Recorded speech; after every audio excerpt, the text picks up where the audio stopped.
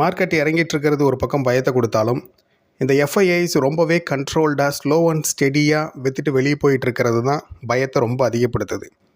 Nifty 25,250லிருந்து 23,350 வரைக்கும் ஒரு நாள் கூட கேப் டவுன் கொடுக்காம தொடர்ந்து இறங்கிட்டே இருக்குது.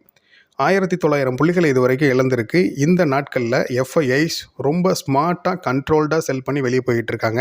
எஃப்ஐஐஸோட இந்த அப்ரோச் ரொம்ப டேஞ்சரஸானது.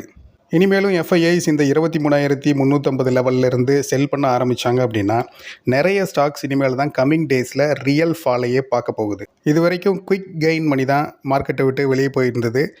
இனிமேல் அவங்க கண்டினியூ பண்ணாங்க அப்படின்னா ரியல் லாங் டேர்ம் மணியும் மார்க்கெட்டை விட்டு வெளியே போகும்.